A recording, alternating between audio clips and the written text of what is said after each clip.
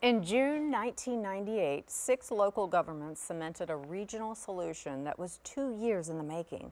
Tampa Bay Water is the Tampa Bay area's drinking water provider, and they reliably provide clean, safe water to the region now and for future generations. Our friends from Tampa Bay Water, well, they're next on Bayside.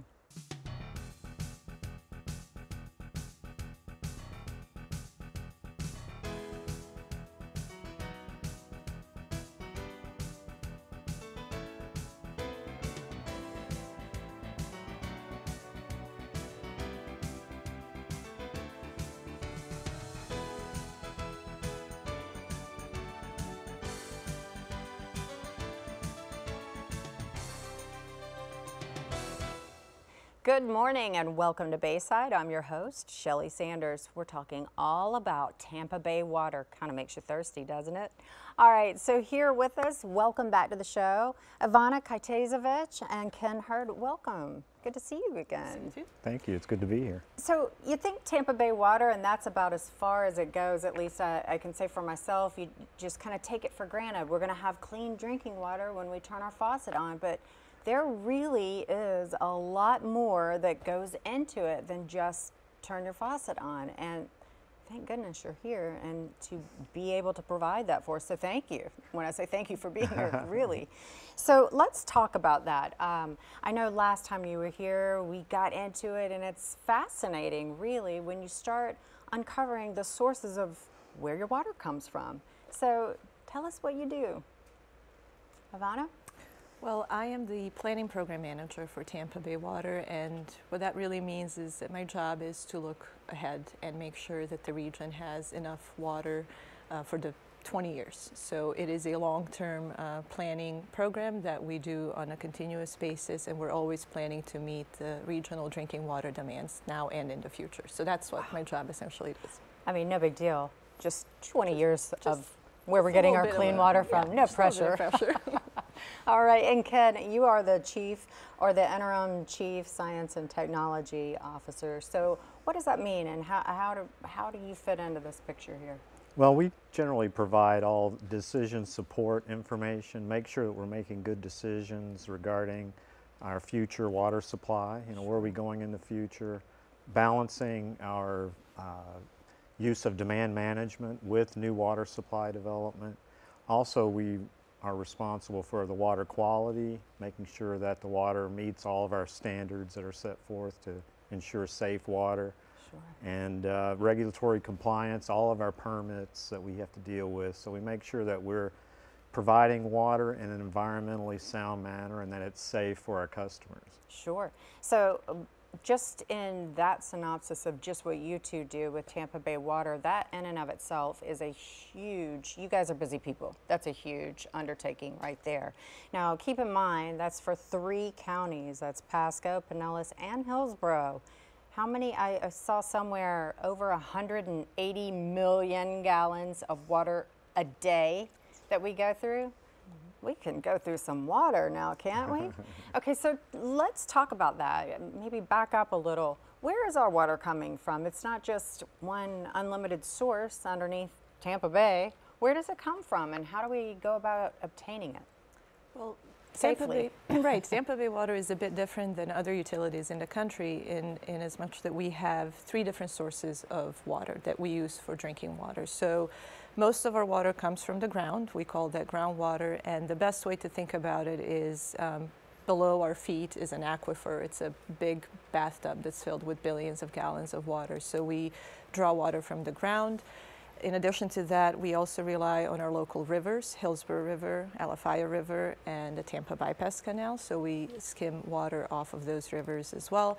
And then we have the desalinated water. Our desalination plant can clean seawater and turn it into drinking water, and that makes our system drought-proof, which is really important. So those are our 3 sources. Wow. Now, are you dealing with a lot of issues that are coming about? It's certainly a hot-button topic, red tide, and a lot of the issues that we're having in some of the rivers. It's some not so much here, but it's in our news. We see it on the news. So do you have plans for that kind of thing as well? Go Well, ahead. that's what our system, I think, is so valuable and important, is that through the creation of Tampa Bay Water, we have a very diverse network of water supply options. So we don't put all of our eggs in one basket. We have the seawater desalination plant, the surface water plant, the reservoir to provide, drought-resistant supplies, and our groundwater system. So we probably have one of the most diverse systems on the planet here in Tampa Bay area. So with the red tide situation, if we're running the desal plant, we have the opportunity to turn the desal plant off if we have a red tide bloom that's in that area. And because we have other sources, we can shift that supply to other sources, and so we don't have to rely on any one individual source of supply for our customers. And that's where we're unique, and we're very lucky to be able to live in this part of the country even, is that we do have pulls from all over. And I guess that would tie into with what you do with the planning issue, is that because we do have to store, so to speak, a certain amount of water so that we ensure for the future, correct? Correct, and we also rely, to your point, we have one of the largest reservoirs. Our regional reservoir can store 15.5 billion of gallons of water. And to put that into perspective, imagine filling Raymond James Stadium 33 times over. That's how big this reservoir is. So the reservoir, in addition to our desal plant, also helps us through the drought period. We can fill the reservoir and rely on all of that water in a dry time when we can't use river water. So it's really important. Sure. Now, how do you even begin to forecast how much water? I mean, sure, I get that history gives you a lot of information, but at the same time, there's so much construction. You look around and our population is going up. So how do you account for that? Is there a formula for that, so to speak? There's a very complicated formula. We have a very robust demand forecast, and Ken can speak more to that. But we have several of our staff who work tirelessly on that. We work with our member governments, with the counties. They provide data to us, so they're on top of their growth. They feed that data to us, so we know when the region, or how fast the region is growing. We take economy into consideration, we take weather and projections of how the weather will be we be in a drought or not? So every year we look at that and make sure that we are on top of it, and that feeds into our planning programs so that we know when we need the water and how much of it we need. So really it is a mutual situation with information and intel, if you will. So the next time you go to turn the water faucet on, think about that. There's somebody out there actually looking out for you. Thank goodness, right? All right, you're looking at their website right there, tampabaywater.org. Log on there. It'll give you all the information you need to know about where your water's coming from, and then some. You will be surprised. Why don't you check it out while we get a break?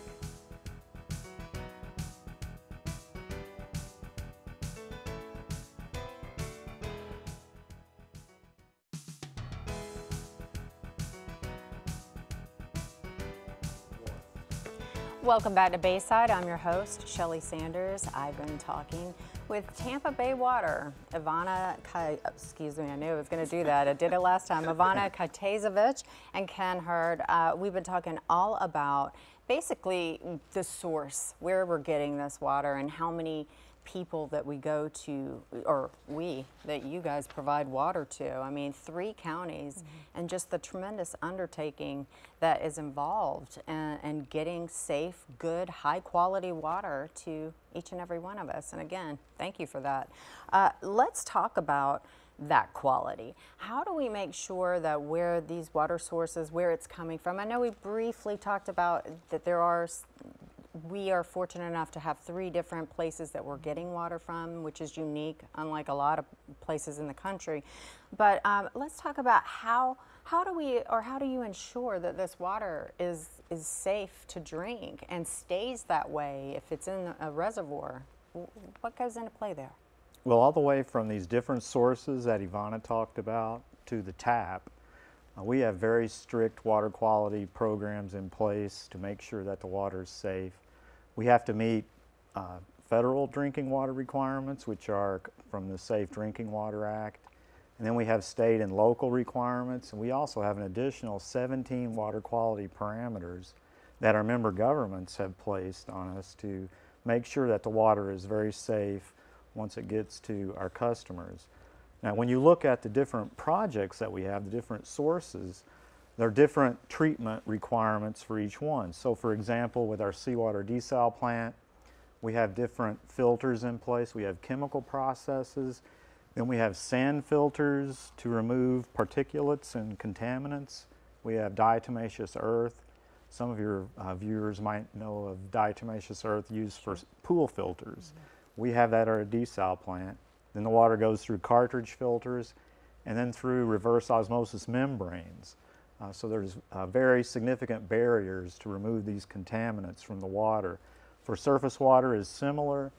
We have sand filters there and carbon filters. We have ozone, which is a disinfectant that we add to purify the water. And then for groundwater, it doesn't require as much treatment because the water filters through the sand and the rocks beneath us. The wells that we produce water from take that water from very deep in the aquifer, so that water is pretty much already filtered by Mother Nature. So we only have to disinfect and stabilize that water before we mix it, blend it with these other sources, and deliver it to the customers. Sure. Now, with that being said, where do we stand right now with regards to our water table? We've got plenty right now. Where are we exactly on that scale? We've been doing very well with the rainfall we've received. We're well above average with our water levels in our lake systems, and the rivers are flowing full. So, and our reservoir is practically full now already. Usually we're filling it by the end of the wet season or the end of the summer, and we're already ready to top it off now. Oh, wow. So we're doing very well from a resource standpoint. Doing very well, and sounds like there's plenty of checks and balances in play to make sure that everything that comes out of the tap is healthy, high quality water. Now talk to me a little bit about this source water protection mini grant that you have.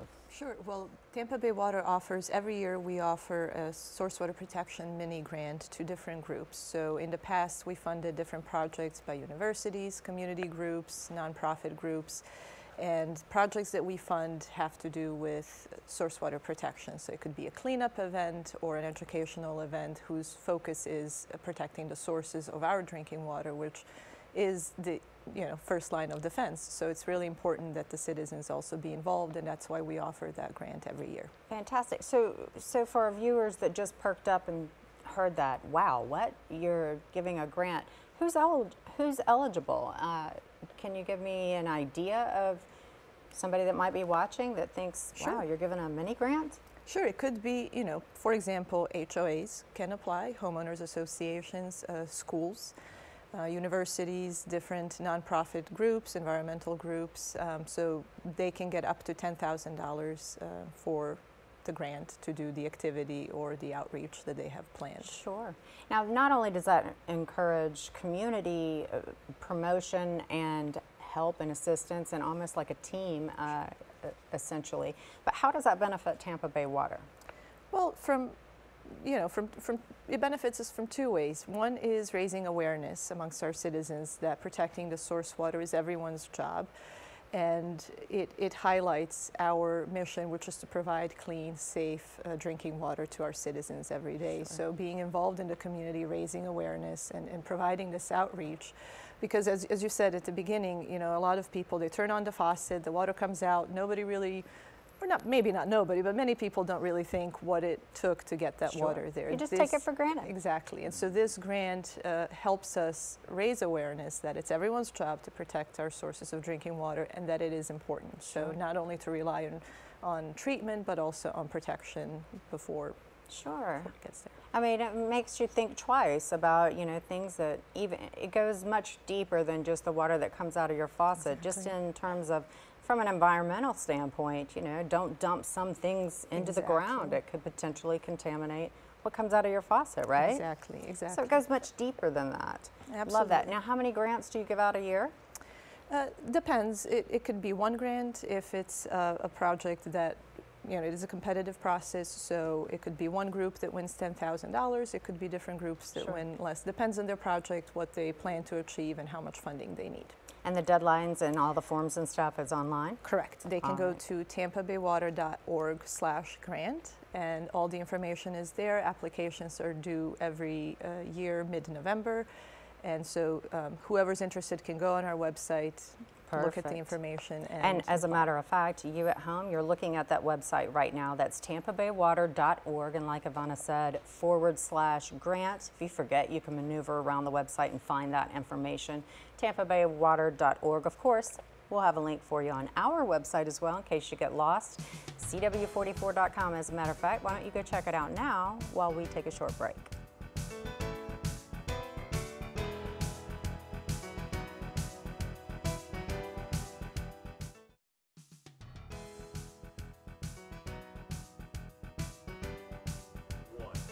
Welcome back to Bayside. I'm your host, Shelly Sanders. I've been talking with Ivana Kajtazevich and Ken Hurd with Tampa Bay Water all about our water sources. How they're, I mean, it goes so deep. It really is fascinating when you start to just scratch the surface of it's more than just turn on your faucet and boom, you have water, which we all take for granted, especially here in the United States. I mean, in the Bay Area, goodness, that's a lot of details that have to be looked at, right? Sure. So let's talk a little bit about demand management. How do you even, wow, that sounds like there's so many more things, more to think about. Ken? Well, we talk a lot about the sources of supply, making sure we've got adequate water available, but at the same time, we've got to manage and do what we can to make sure that we're being as efficient as we can with the use of the water. So and that's where the customers, you know, all the folks out there, the 2.5 million people in the Tampa Bay region, can play a role in this as far as helping us make sure that we're being as efficient as we can with the water. And what we do as part of our master water plan is we look at these different demand management options or water conservation options that are available.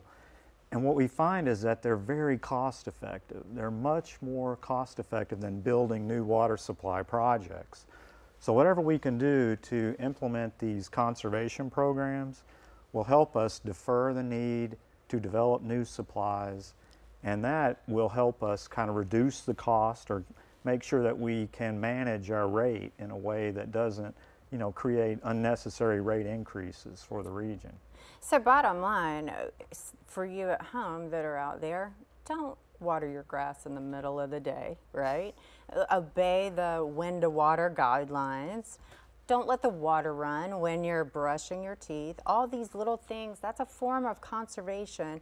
What does that mean to you? You're going to save money on your water bill.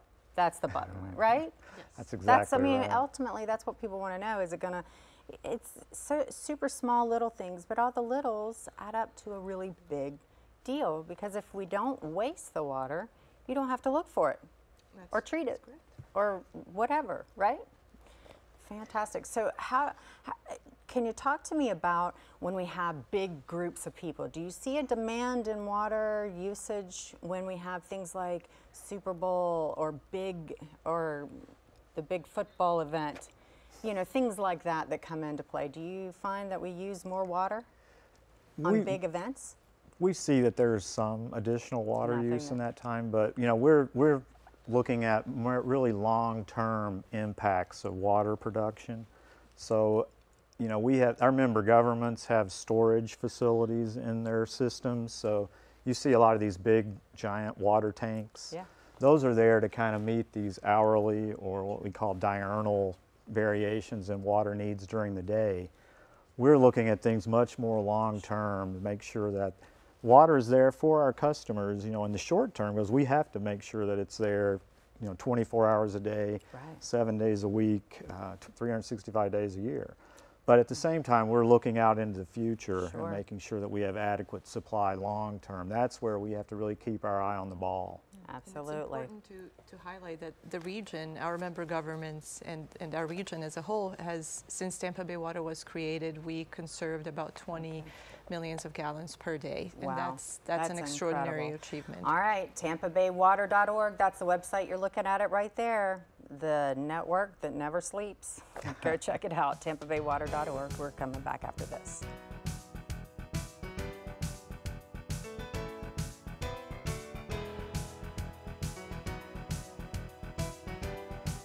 As always, I want to thank you at home for joining us this week on Bayside, and the fact that you have clean, high-quality water coming out of your faucets at home. Well, you can thank these guys right here, Tampa Bay Water. Ivana and Ken, thank you so much for being here and educating us on the background of where our water is coming from and how you guys are really taking care of it for us. All right, log on to tampabaywater.org if you'd like more information, or you can always log on to our website, cw44.com. We'll have a link for you there as well. Have a great rest of your week. I'm Shelley Sanders.